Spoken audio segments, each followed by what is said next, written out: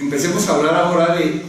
la posición de la aseguradora. ¿Cómo queda la aseguradora una vez que se ha hecho efectiva, se ha declarado la caducidad del contrato? Y para analizar claramente esta posición, esta situación de la aseguradora, es menester acudir a analizar la incidencia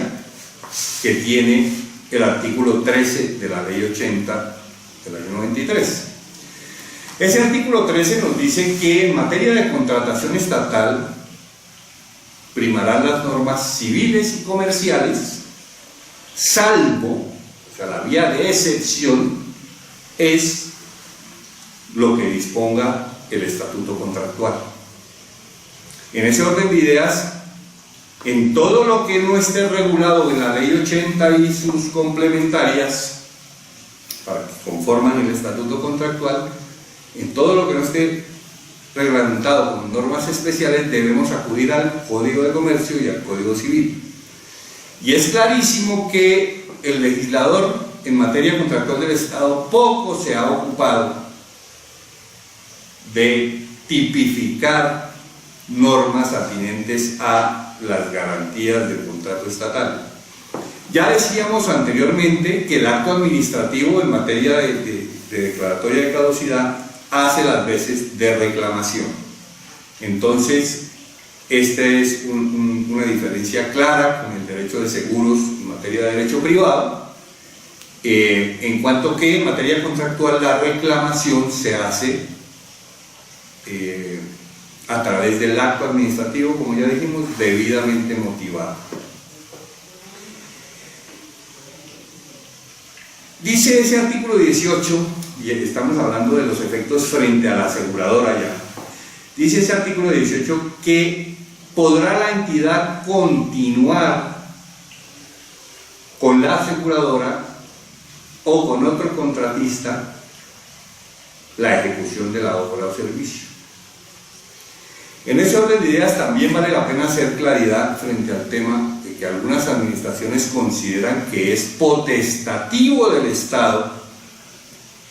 exigir que la aseguradora u otro contratista continúe con la ejecución de la obra, en especial cuando se trata de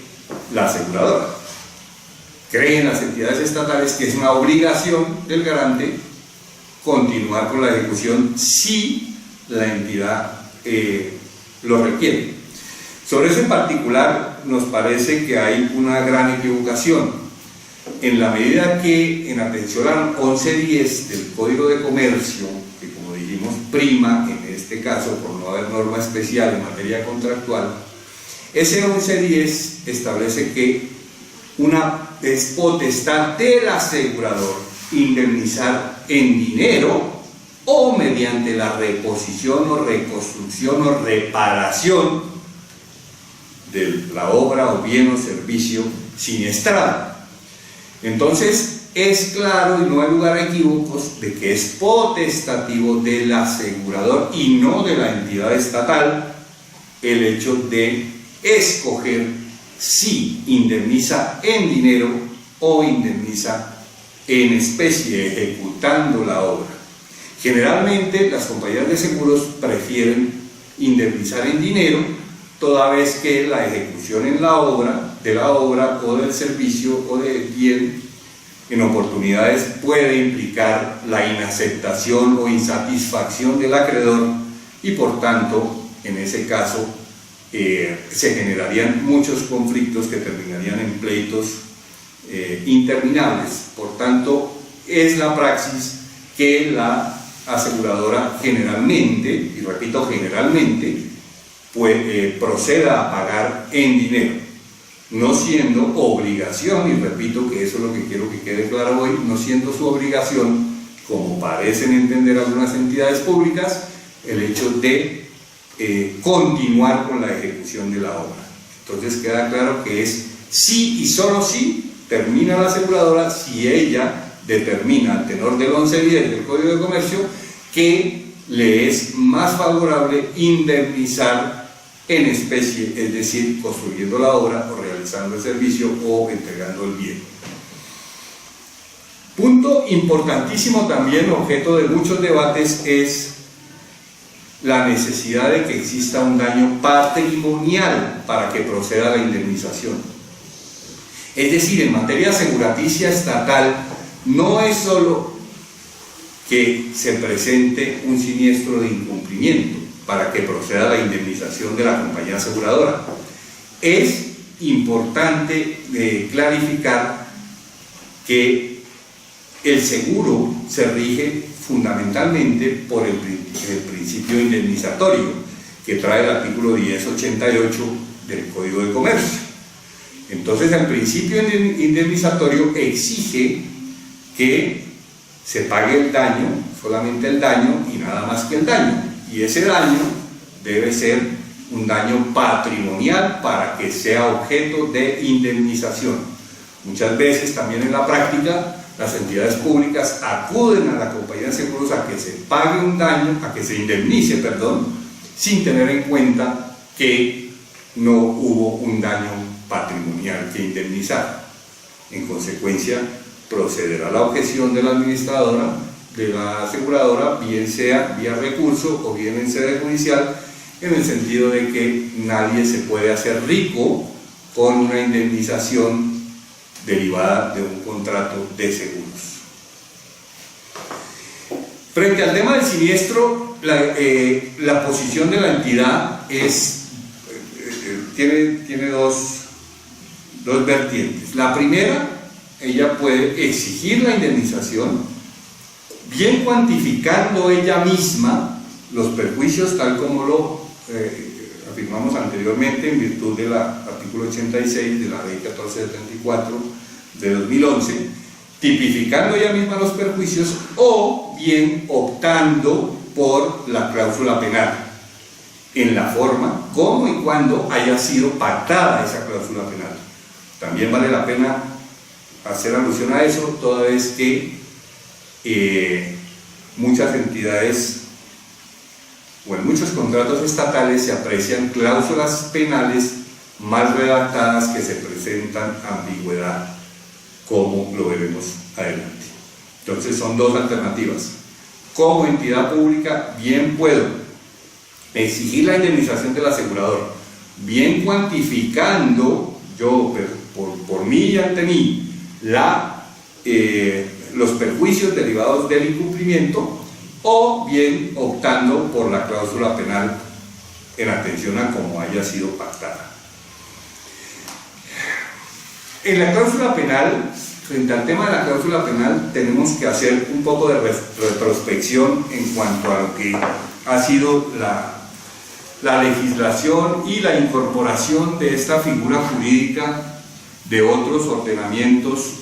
a nivel mundial. Frente a ese tema, tenemos que, en sus orígenes, la cláusula penal viene del derecho romano, y se identificaba como una cláusula penal punitiva, es decir, ante el incumplimiento de una obligación, si se pactaba dicha cláusula penal en el contrato, se causaba una pena por el solo hecho del incumplimiento, sin tener ninguna relación con la indemnización de los perjuicios que eventualmente pudieran causarse con dicho incumplimiento, sino simplemente en atención al incumplimiento de la obligación se causaba una pena, era de carácter eminentemente punitivo, y en ese orden de ideas se aplicó en el Imperio Romano. Posteriormente, en el derecho francés, en el Código Civil francés, el artículo 1200 algo, se establece la cláusula penal como estimación anticipada de perjuicios, ya no punitiva, sino ya relacionada con los eventuales perjuicios que estimaban las partes,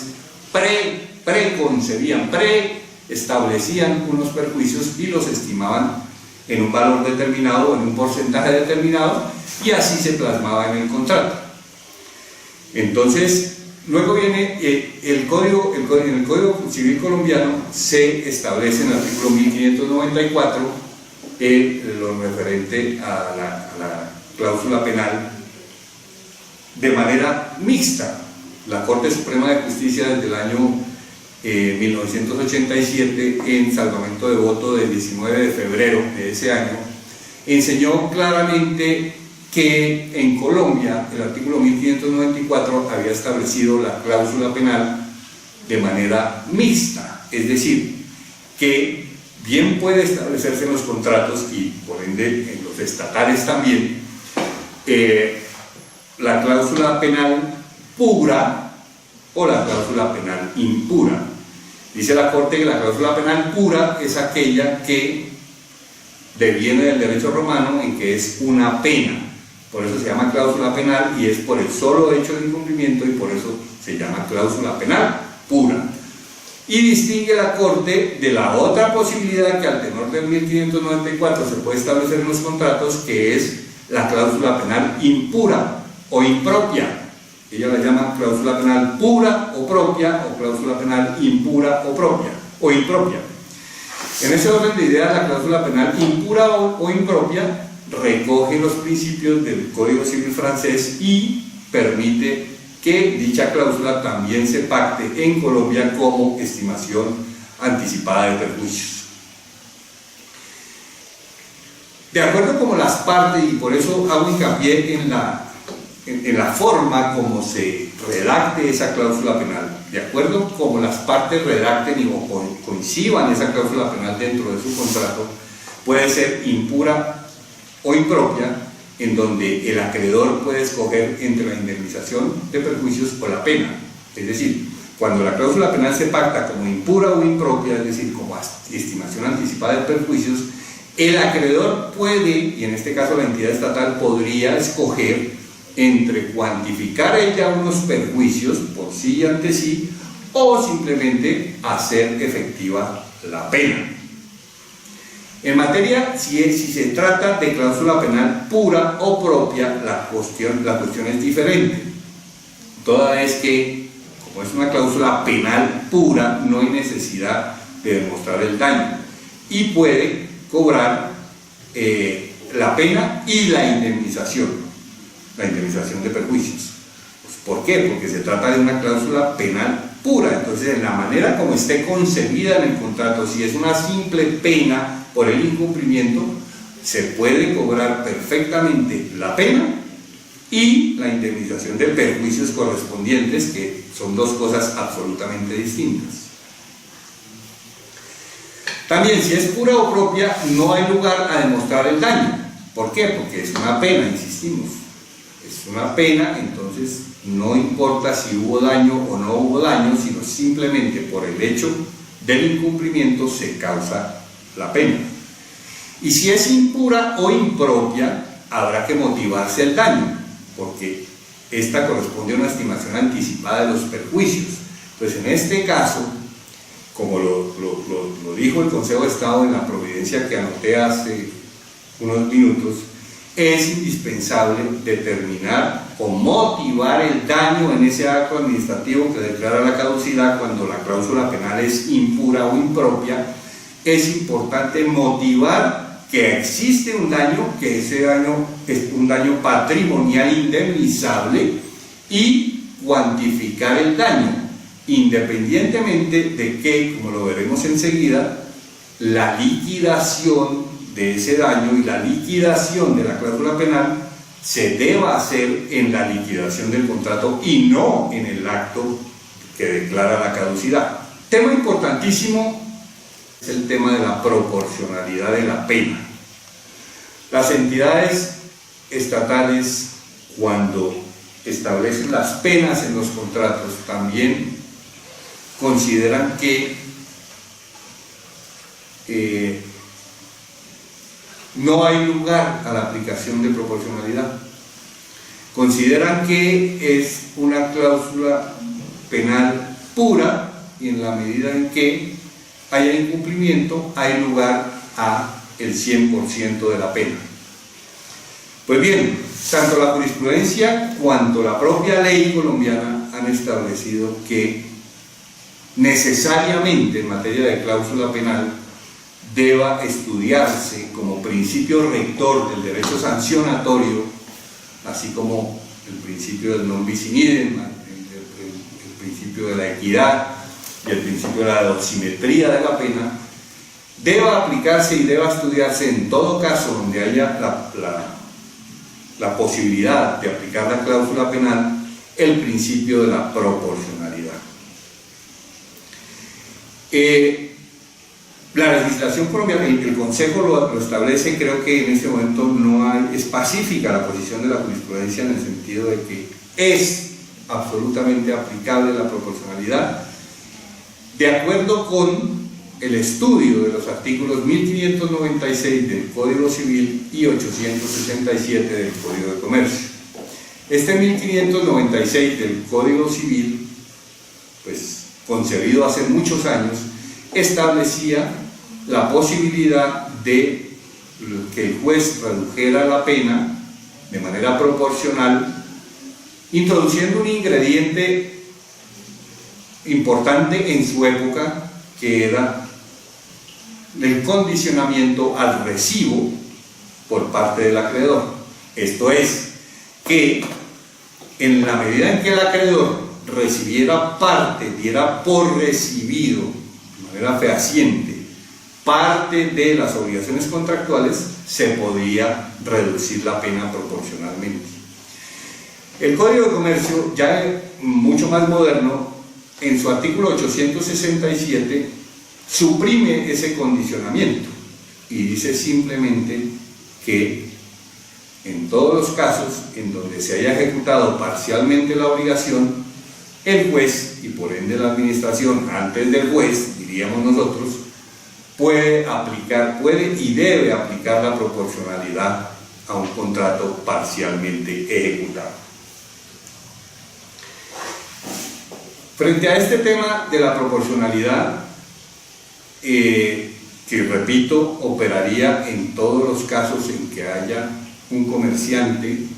y una entidad estatal vinculados a través de un contrato estatal y se haya cumplido parcialmente una obligación, este principio de la proporcionalidad ha tratado de ser cercenado por el gobierno nacional a través de los decretos reglamentarios, especialmente en el 1510, en su artículo 132, cosa que nos parece pues absolutamente ilegal e irracional, en la medida en que el gobierno ha pretendido con este famoso artículo 132 que sean ineficaces las disposiciones en los contratos estatales que pretendan establecer la proporcionalidad de la aplicación del principio de proporcionalidad en la indemnización que se reclame ante las compañías de seguros. Entonces es doblemente ilegal ese artículo 132 del 1510. En primer lugar, porque constitucionalmente y en atención al principio de la igualdad no se considera procedente que un decreto reglamentario pretenda restringir el principio de la proporcionalidad de la pena a las compañías de seguros y no diga nada y deje privilegiado, entre comillas, a los otros tipos de garantías, como pueden ser las bancarias o las fiducias, en donde este tipo de prohibición no les aplica por expreso mandato del 132. Y en segundo lugar, porque consideramos que de ninguna manera resulta legal, y así en vía judicial podría y debería aplicarse la excepción de ilegalidad de este artículo, toda vez que viola de manera directa los artículos 1596 y 867, 1596 del Código Civil y 867 del Código de Comercio, que, como decimos, son leyes y además de leyes son códigos. Entonces, un decreto reglamentario de ninguna manera podría exceder la potestad y tratar de revocar o derogar el Código de Comercio y el Código Civil de un solo tajo. Por tanto, consideramos que ese artículo 132 es absolutamente ilegal e inconstitucional. Finalmente, la liquidación del contrato y los momentos finales, los estertores del contrato cuando se declara la caducidad. Una cosa es la posibilidad que, como ya vimos al inicio de la charla, tienen las entidades estatales de declarar la caducidad, y en el acto mismo pueden y deben cuantificar los perjuicios y pueden y deben tocar a las puertas, hacer el llamado a la aseguradora para que esté alerta y, como lo decíamos también, ese acto haga las veces de reclamación a la aseguradora. Declaro la caducidad, manifiesto que voy a hacer efectiva la póliza, manifiesto que el daño que estimo y cuantifico al tenor del artículo 86 de la ley 1474 es de tal valor, pero anuncio que liquidaré y haré efectiva esa póliza una vez liquide el contrato que el mismo artículo 18 me ordena inmediatamente liquidar. ¿Por qué? Porque ese es el orden lógico de las cosas. Porque solo en la liquidación, ha dicho el Consejo de Estado, se sabe cuándo, quién le debe a quién y cuánto. Entonces, no podría en el acto administrativo de caducidad liquidarse las obligaciones de ese contrato y decir, voy a hacer efectiva la póliza por tanto y usted me debe tanto y lo voy a ejecutar por tanto. Sino que son dos procedimientos y el título ejecutivo sería complejo, el acto de la caducidad más el acto de la liquidación. En ese acto de liquidación hago efectiva la póliza, hago los reconocimientos a que haya lugar a favor del contratista, que en la mayoría de los casos los hay, hago las compensaciones que por ministerio de la ley tienen que darse cuando hay dos obligaciones exigibles al mismo tiempo, y luego me resulta un balance para hacer efectiva la póliza. Ahí sí, en la caducidad reclamo, aquí la hago efectiva en el momento de la liquidación por el valor que me resulte de ese balance que, bien sea de común acuerdo o bien sea por liquidación, por resolución unilateral, me arroje la liquidación final del contrato.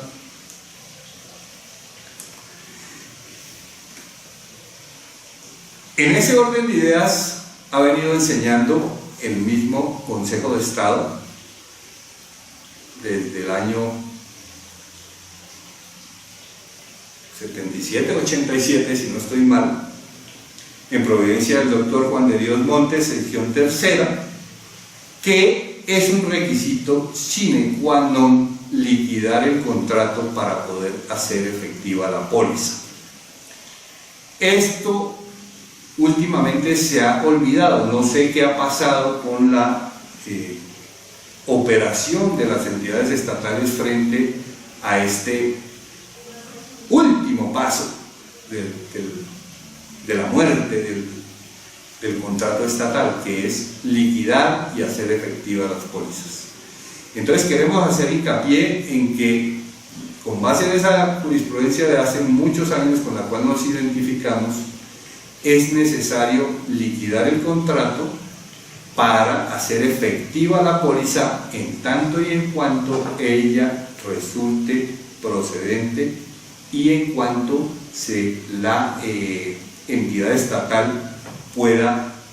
motivar debidamente la cuantía